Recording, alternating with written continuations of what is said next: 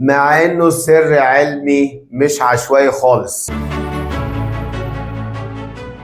عمرك سألت نفسك سؤال ليه الدفاية بتتحط تحت والمكيف بيتحط فوق في أعلى الغرفة؟ 90% من الناس ما يعرفوش الحكاية دي، مع إنه سر علمي مش عشوائي خالص. يلا مع بعض كده نفهم ليه المكيف بيتحط فوق والدفاية بتتحط تحت. الموضوع بيرجع لحاجة اسمها convection current، يعني تيارات الحمل. الهواء الساقع بيبقى تقيل بطبعه فدايما ينزل لتحت، والهواء الساخن بيبقى خفيف فبيطلع لفوق. حلو الكلام؟ يلا بقى نشرح على المكيف. المكيف هنا يا رجاله لما بيسقع الهواء بيسقع بيبرد فبيتقل فبينزل لتحت، يطلع مكانه الهواء السخن عشان يدخل المكيف ويسقع فينزل لتحت تاني، فالهواء الساقع ينتشر في الأوضة كلها فالأوضة كلها تسقع، وكأن الهواء هيتقلب معاك ويتحرك معاك من غير ما انت تتدخل، ويبقى اوتوماتيكلي الهواء بيتحرك من غير ما انت تاخد بالك. نيجي هنا للدفاية. لما بتتحط تحت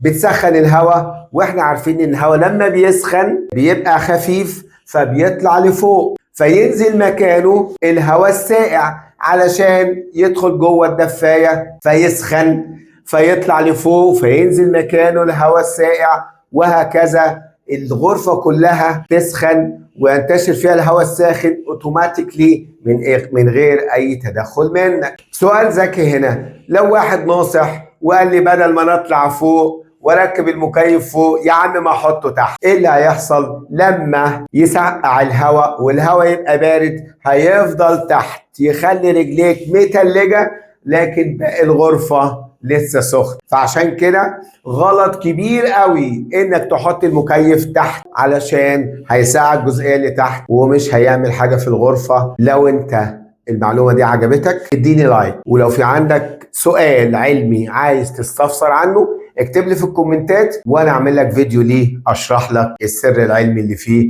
والسلام عليكم ورحمة الله وبركاته. كنت معاكم محمد الشهاوي.